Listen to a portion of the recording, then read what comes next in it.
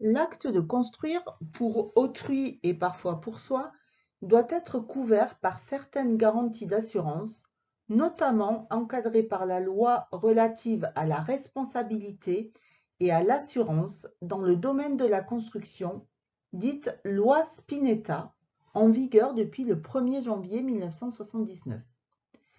Certaines garanties couvrent l'avenir proche, couvrant par exemple les désordres de nature décennale, les vices graves résultant de l'acte de construire et survenant dans les 10 ans suivant la réception.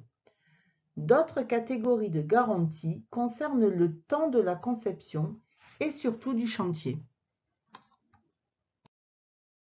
Le domaine de la construction, compte tenu de ses spécificités légales, comporte 8 types d'assurances.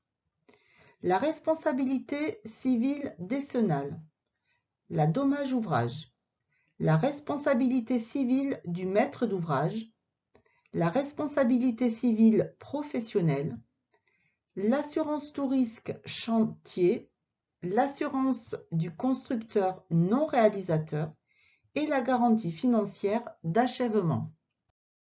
Deux assurances sont obligatoires. Depuis la loi Spinetta, l'assurance dommage ouvrage et la responsabilité civile décennale sont obligatoires dès lors que l'on construit, rénove ou réhabilite une habitation. Ceci dans le but de protéger le maître d'ouvrage et de l'indemniser plus rapidement en cas de problème. Cette loi oblige d'une part le maître d'ouvrage à souscrire une assurance couvrant les risques matériels liés aux travaux de construction et d'autre part, le constructeur à souscrire une garantie pour les problèmes survenant dans les 10 ans suivant l'achèvement de la construction. Il existe des assurances construction facultatives mais fortement recommandées. Il existe donc un certain nombre d'assurances facultatives qu'il est préférable de souscrire pour se garantir des problèmes divers pouvant survenir lors de la construction ou après réception des travaux. Elles concernent en particulier les constructeurs, promoteurs, maîtres d'œuvre, architectes, entrepreneurs, contrôleurs techniques, vendeurs d'immeubles ou constructeurs de maisons individuelles. Le vocabulaire et les définitions sont importantes pour la compréhension des contrats d'assurance construction. Distinction entre maître d'ouvrage et maître d'œuvre. Le maître d'ouvrage est la personne physique ou morale pour le compte de qui les ouvrages de construction ou les travaux sont exécutés. Au sens large, il s'agit de la famille qui cherche à faire construire. Le maître d'œuvre est un professionnel indépendant qui conçoit l'ouvrage en respectant les objectifs et les contraintes données. Il est responsable du bon respect des délais et des budgets et qui en coordonne la réalisation, élabore les plans, établit les documents techniques, coordonne les travaux et assiste la famille dans les relations avec les artisans. Le contrat de maîtrise d'œuvre n'est pas réglementé, contrairement au contrat de construction. Distinction entre constructeur, architecte et entrepreneur.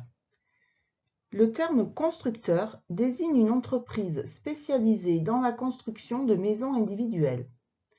Le constructeur livre une maison clé en main à un prix défini dès le départ. Le contrat de construction de maisons individuelles garantit au maître d'ouvrage, à la famille, la date de livraison et le modèle de maison choisi sur son catalogue.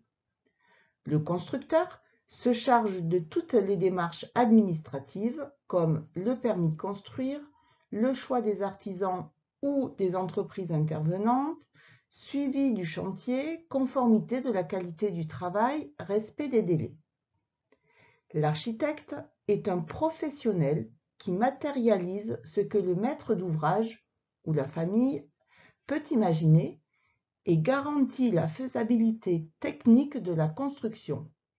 étude approfondie du terrain, des matériaux et des techniques utilisées en matière de construction et de chauffage, établissement des plans, constitution du dossier de demande de permis de construire, suivi du chantier jusqu'à la réception des travaux.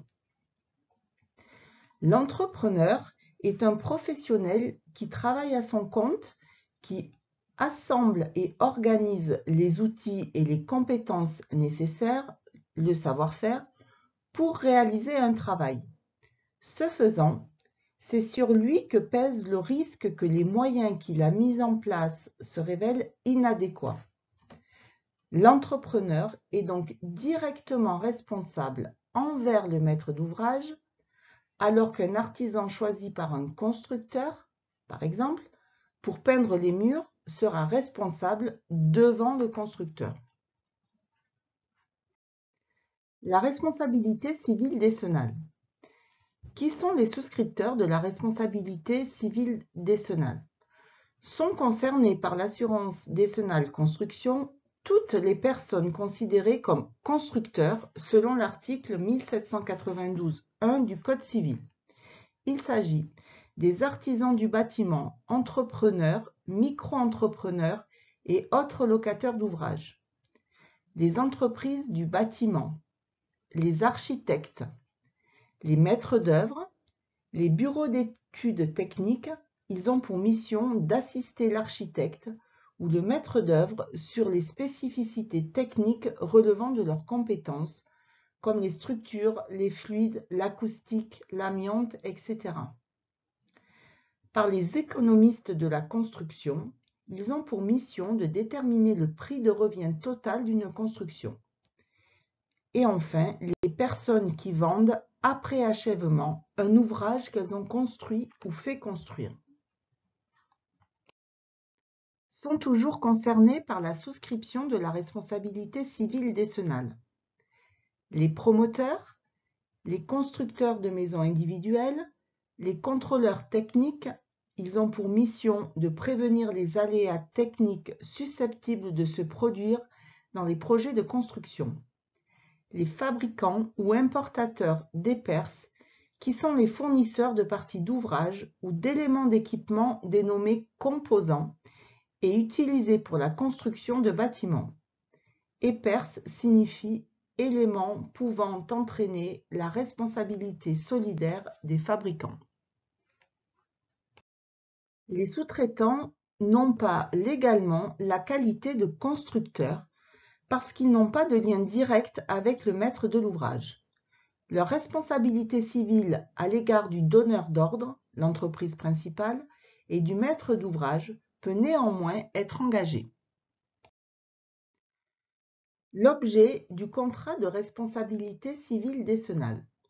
Le contrat d'assurance RCD a pour objet de couvrir la responsabilité civile des constructeurs et de tous les intervenants dans la réalisation d'une construction vis-à-vis du maître de l'ouvrage et de ses propriétaires successifs pendant 10 ans après la réception des travaux, en indemnisant le coût des réparations de tous les dommages affectant la solidité de l'ouvrage ou le rendant impropre à sa destination. Par exemple, fissures graves des murs, important affaissement de dallage, effondrement de charpente, infiltration d'eau par la toiture, par la façade, rupture de canalisation encastrée dans un plancher, etc. De l'assureur en dommages ouvrages qui exerce un recours contre l'assureur de responsabilité afin d'obtenir le remboursement de ce qu'il a versé au maître d'ouvrage. Certains ouvrages ne sont pas soumis aux obligations d'assurance de responsabilité civile décennale, comme par exemple les ouvrages d'infrastructures routières, portuaires, aéroportuaires ou ferroviaires, les ouvrages de traitement de résidus urbains ou des déchets industriels. Les voiries, les ouvrages piétonniers, les parcs de stationnement, les réseaux divers, les canalisations, les lignes ou câbles et leurs supports, les ouvrages de transport, de production, de stockage et de distribution d'énergie, les ouvrages de télécommunication, les ouvrages sportifs non couverts sont également exclus des obligations d'assurance décennale, sauf si l'ouvrage ou l'élément d'équipement est accessoire à un ouvrage soumis à ces obligations d'assurance. Ces obligations de garantie décennale construction ne sont pas applicables aux ouvrages existants avant l'ouverture du chantier, à l'exception de ceux qui, totalement incorporés dans l'ouvrage neuf, en deviennent techniquement indivisibles. Les garanties obligatoires du contrat d'assurance couvrent sur une période de 10 ans les désordres qui compromettent la solidité de l'ouvrage, le rendent impropre à sa destination, affectent la solidité des éléments d'équipement faisant corps avec les ouvrages de viabilité, de fondation, d'ossature, de clos et de couvert. Les clauses imposées concernent la durée et le maintien de la garantie, les franchises et les exclusions. Ce contrat garantit aussi bien les travaux neufs que les travaux de rénovation. Le champ d'application de la responsabilité civile décennale. La garantie décennale s'applique à ce qui concerne les ouvrages dits d'infrastructure par opposition aux ouvrages dits d'équipement, comme l'aménagement intérieur par exemple. Elle établit également le distinguo entre le gros œuvre, élément porteur garantissant la stabilité de l'édifice qu'elle couvre, et les menus ouvrages, c'est-à-dire les éléments mobiles. Elle peut s'appliquer aux équipements lorsque ces derniers font corps avec l'ouvrage. La jurisprudence distingue alors les éléments d'équipement dissociables, comme la moquette, le double vitrage couvert par l'assurance biennale, des éléments d'équipement indissociables, comme par exemple une cheminée défectueuse ou un problème d'étanchéité d'une porte donnant sur l'extérieur. Dans certains cas, les EED peuvent être couverts par la responsabilité décennale lorsque la gravité des dégâts rend l'ouvrage livré par le constructeur impropre à son usage ou impacte sa solidité. Les limites légales de la garantie. Le plafond légal de la garantie. Le montant de la garantie en assurance de responsabilité civile décennale peut, pour des travaux de construction destinés à un usage autre que l'habitation, être plafonné à 150 millions d'euros. La franchise obligatoire. L'assurance comporte systématiquement une franchise dont le montant varie selon les contrats. Cette franchise n'est pas opposable aux victimes. L'assureur indemnise intégralement le lésé et se fait ensuite rembourser la franchise par l'entreprise responsable. Les exclusions. La garantie ne s'applique pas aux dommages résultant exclusivement du fait intentionnel ou de l'intention de frauder de l'assuré, tromperie sur la qualité des matériaux par exemple, de l'usure normale, du défaut d'entretien ou de l'usage anormal, de la cause étrangère, incendie volontaire causé par un tiers, vandalisme, etc. La déchéance. L'assuré peut perdre tout droit à garantie, notamment en cas d'inobservation inexcusable des règles de l'art définies par les réglementations en vigueur, les normes françaises homologuées ou les normes publiées par les organismes de normalisation des autres États membres de l'Union européenne ou des États parties à l'accord sur l'espace économique européen, offrant un degré de sécurité et de pérennité équivalent à celui des normes françaises. Les garanties optionnelles.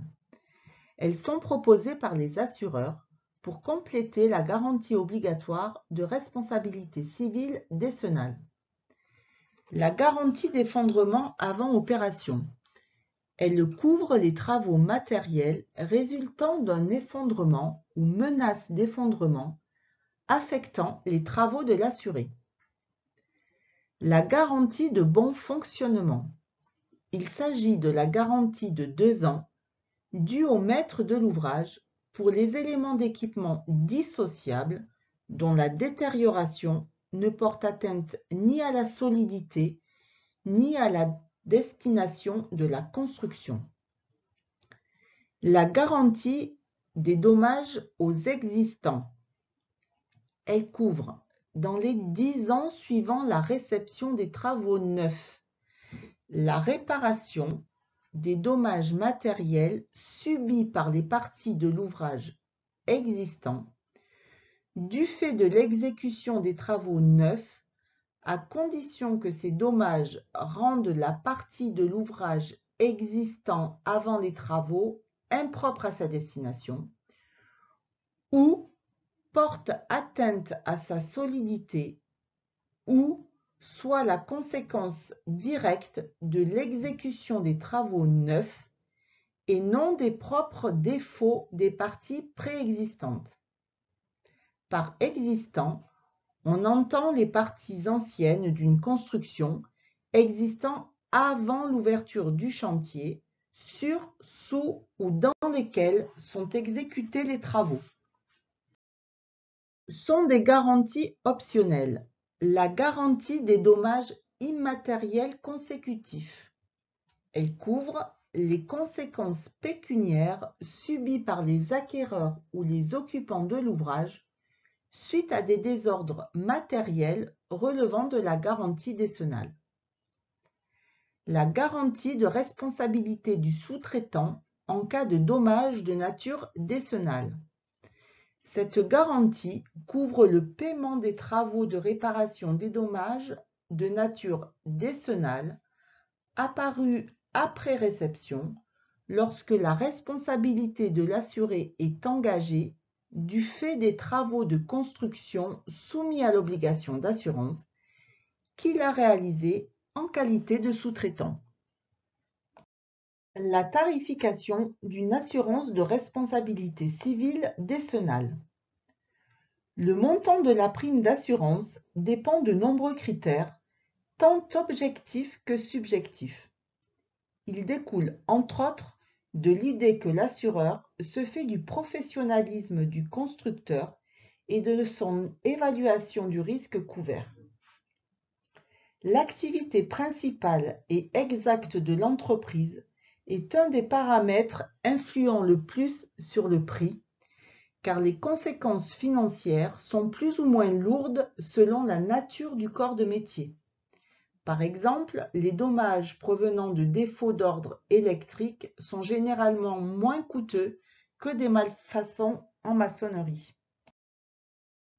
Parmi les autres critères, on trouve le chiffre d'affaires annuel, la taille des effectifs de l'entreprise, l'ancienneté et le nombre d'années d'exercice de l'entreprise, la légitimité de l'entreprise pour exercer cette activité, compétences, diplômes et formation professionnelle du personnel, les qualifications, labels de qualité de type Qualibat par exemple, le recours ou non à la sous-traitance, la sinistralité des années précédentes, fréquence des sinistres et le coût des réparations. Les sanctions en cas d'absence de responsabilité civile décennale. Les constructeurs doivent indiquer sur leur devis et facture l'assurance professionnelle qu'ils ont souscrite au titre de leur activité, les coordonnées de l'assureur et du garant, la couverture géographique de leur contrat d'assurance ou de leur garantie. La loi prévoit des sanctions pénales jusqu'à 6 mois d'emprisonnement et 75 000 € d'amende, ainsi que des sanctions civiles en cas de non-respect de l'obligation d'assurance construction. Sur le plan civil, l'infraction que constitue l'absence de souscription de l'assurance RC décennale obligatoire est susceptible de constituer une faute personnels du dirigeant, ce dont il doit alors répondre sur ses deniers personnels. Le propriétaire du bien dispose de 3 ans à compter de l'ouverture du chantier pour engager la responsabilité du constructeur en cas de constatation de défaut de souscription à une garantie décennale. Si cette absence d'assurance est reconnue, il sera toujours envisageable d'annuler le contrat de construction. En cas de refus d'assurance, le constructeur doit souscrire son assurance de responsabilité décennale dès le début de son activité ou à défaut avant le début du chantier. À l'ouverture de tout chantier, il doit être en mesure de justifier qu'il a souscrit un contrat d'assurance le couvrant pour cette responsabilité.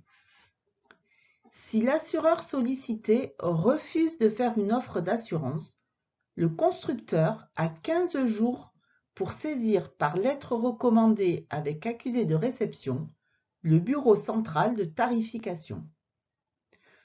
Le BCT a pour rôle exclusif de fixer le montant de la cotisation, moyennant laquelle la société d'assurance est tenue de garantir le risque qui lui a été proposé.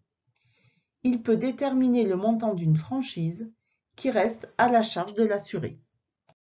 Est assimilé à un refus le silence de l'assureur pendant plus de 45 jours après réception d'une demande de garantie.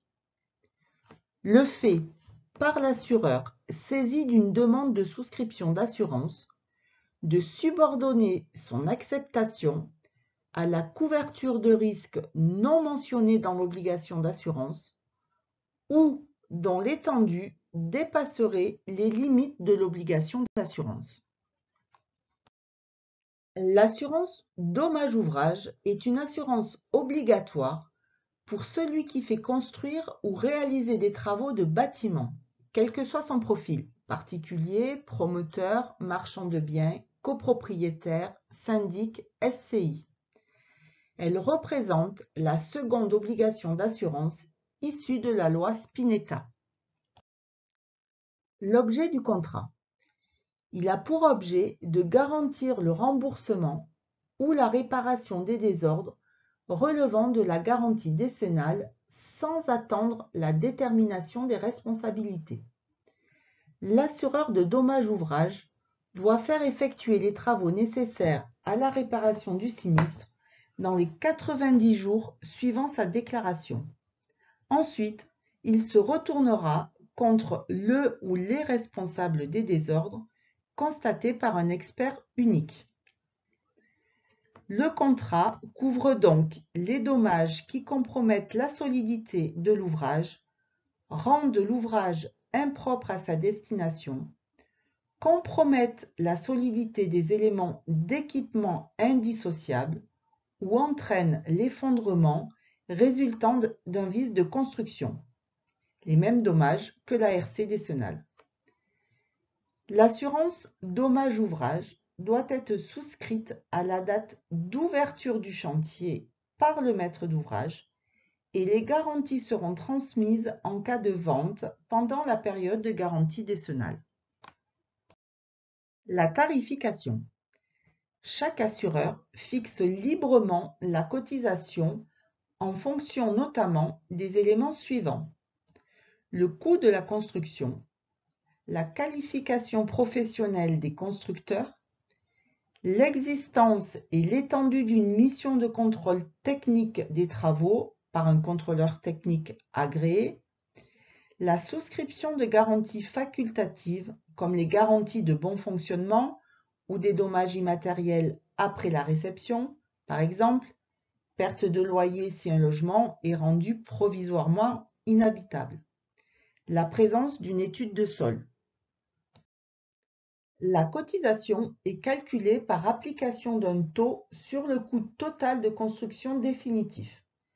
Cette cotisation unique à régler à l'assureur par le maître d'ouvrage comprend la cotisation provisoire résultant de l'estimation prévisionnelle du coût total de construction, l'ajustement de la cotisation résultant du coût total de construction définitif, cet ajustement étant payable dès la déclaration dudit coût et au plus tard dans les 2 mois de cette déclaration.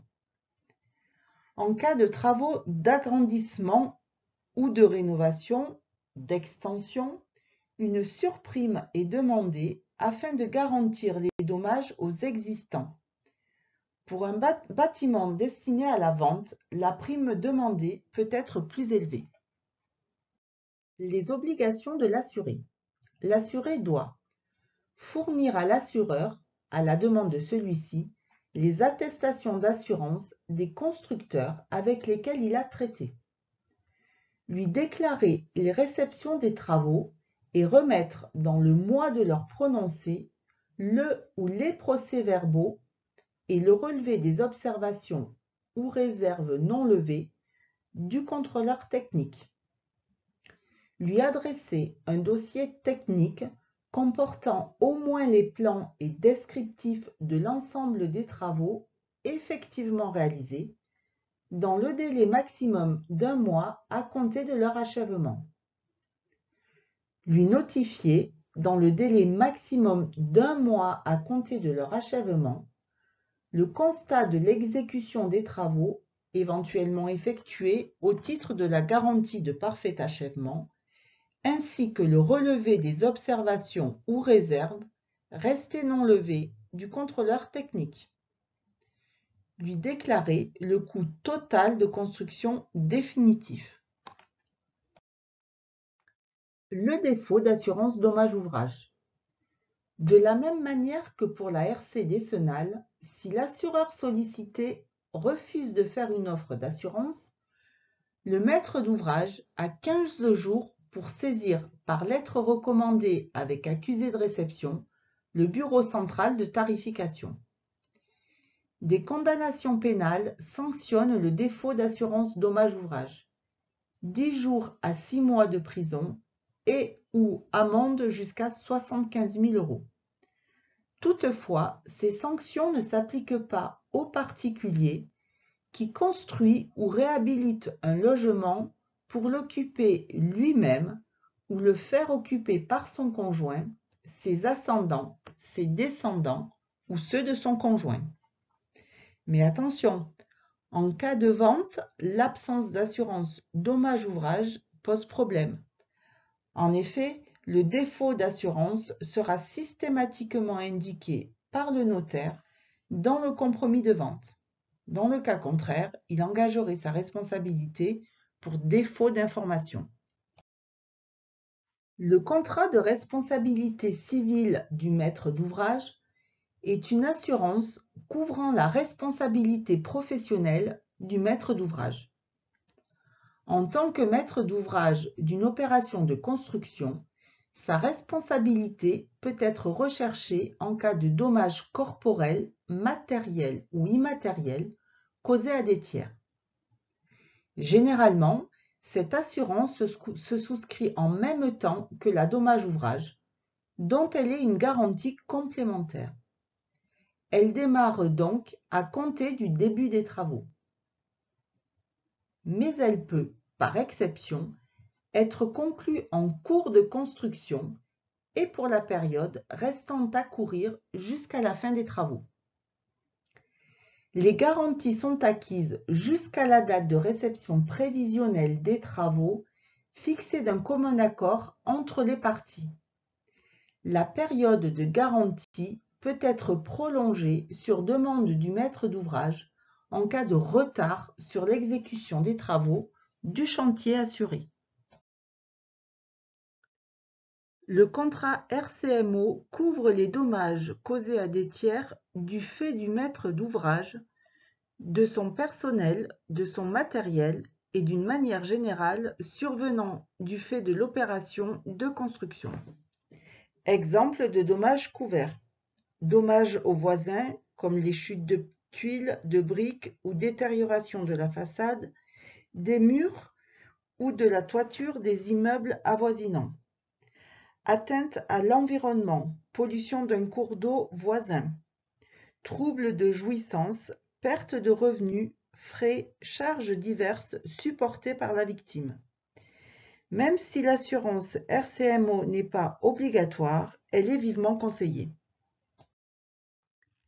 Les dommages qui interviennent au cours de la construction, du fait du chef d'entreprise, de son personnel ou de son matériel, relèvent de la responsabilité civile de droit commun des entrepreneurs. L'assurance RC décennale et la RC professionnelle sont deux garanties bien distinctes, ne couvrant pas les mêmes risques et ayant une finalité bien différente. L'assurance RC professionnelle couvre les dommages causés à des tiers pendant la réalisation des activités professionnelles. Les dommages couverts peuvent provenir notamment d'une faute professionnelle, d'une négligence, d'une imprudence ou d'une défaillance de matériel. Cette assurance couvre les dommages matériels, corporels et immatériels causés à autrui, clients, passants, fournisseurs, à l'ouvrage, aux personnes et aux biens, aux existants, ainsi que les conséquences accidentelles d'atteinte à l'environnement. Voici quelques exemples. L'échafaudage d'un peintre en bâtiment s'effondre sur des voitures et des passants dans la rue.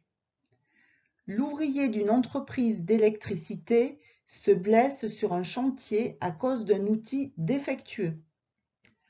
Un plombier casse par mégarde la paroi de la douche où il intervient pour une réparation. L'assurance RC professionnelle n'est pas obligatoire pour les professionnels du bâtiment, hormis les architectes pour qui elle est obligatoire, mais il est fortement conseillé de la souscrire dès le début de l'activité du professionnel concerné. L'assurance tout risque chantier concerne les intervenants suivants: un maître d'ouvrage, une entreprise générale, un maître d'œuvre. Cette assurance facultative a pour objet de garantir tous les dommages aléatoires pouvant survenir sur le chantier. Elle est souscrite pour un chantier donné dont les garanties bénéficient tant au maître d'ouvrage qu'à chacun des intervenants sur le chantier.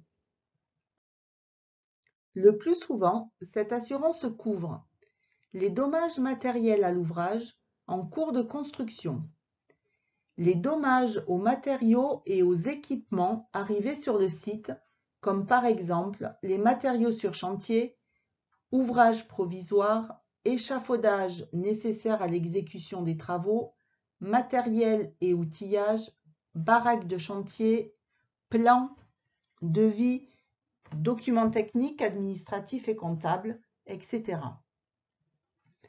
Les dommages doivent être accidentels ou survenant de façon fortuite. L'assurance prend en compte des événements de type bris, détérioration, effondrement, incendie, explosion, chute de la foudre, vol ou tentative de vol, tempête, ouragan et cyclone, catastrophes naturelles, attentats, vandalisme, sabotage, poids de la neige, chute de grêle, mouvement populaire, dégâts des eaux, etc. L'assurance commence à l'ouverture du chantier et s'achève à la réception de l'ouvrage. La date de début et de fin du contrat doit se calquer sur les dates du chantier. Si la durée prévisionnelle du chantier est dépassée, le maître d'ouvrage doit impérativement en informer l'assureur, sous peine de se voir opposer un refus de garantie pour cette période supplémentaire. Le constructeur non réalisateur est une personne qui ne construit pas elle-même, mais qui fait construire des ouvrages pour lui-même ou pour d'autres. Ceci regroupe les professionnels du bâtiment et certains particuliers. Le vendeur d'un immeuble à construire en vente en l'état futur d'achèvement. Le promoteur immobilier. Le lotisseur aménageur. Le marchand de biens qui revêt le bâtiment après sa rénovation ou sa restructuration, dans la mesure où ces opérations sont assimilables à des travaux de construction. Le vendeur non professionnel, c'est-à-dire le particulier qui revend dans une période de 10 ans après sa réception, un ouvrage qu'il a fait construire ou dans lequel il a fait réaliser des travaux importants. Le maître d'ouvrage délégué, mandataire, qui exécute pour le compte du maître d'ouvrage. Conformément à la loi Spinetta, le contrat d'assurance CNR est une assurance obligatoire couvrant la responsabilité décennale de celui qui fait réaliser pour le compte d'autrui des travaux de construction. Considéré comme faisant partie de la chaîne de construction, le constructeur non réalisateur est ainsi assuré au titre de la garantie responsabilité décennale et couvert contre les dommages pouvant survenir après réception de l'ouvrage.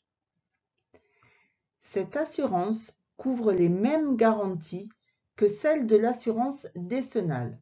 Pour rappel, pendant 10 ans après la réception des travaux, le coût des réparations de tous les dommages affectant la solidité de l'ouvrage ou le rendant impropre à sa destination.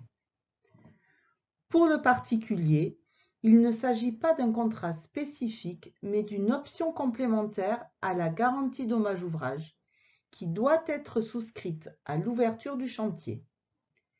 La souscription de cette garantie optionnelle est légalement obligatoire et son absence peut paralyser ou retarder la vente d'un bien immobilier dans la mesure où le notaire est en droit de l'exiger.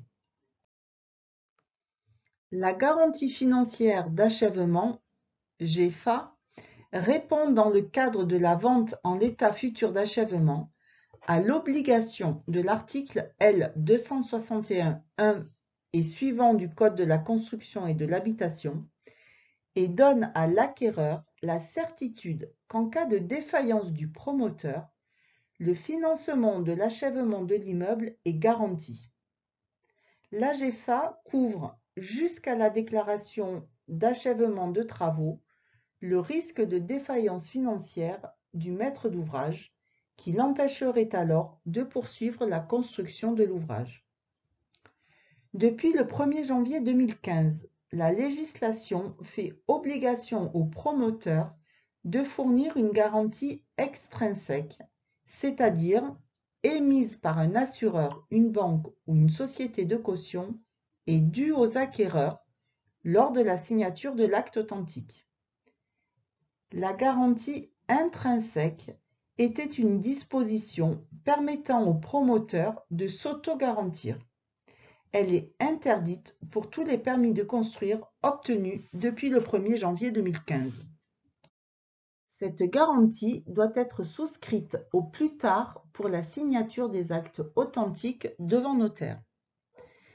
Les conditions des assureurs cautionnaires pour accorder cette garantie reposent sur la viabilité financière du projet, prévisionnel de rentabilité et absence de trous de trésorerie dans le planning mensualisé de trésorerie du programme. Le niveau des précommercialisations, en général 50% de précommercialisation est exigé.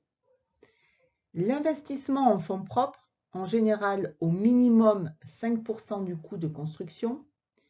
La capacité à apporter des contre-garanties, caution personnelle et solidaire, caution solidaire de holding, etc. La compétence du promoteur.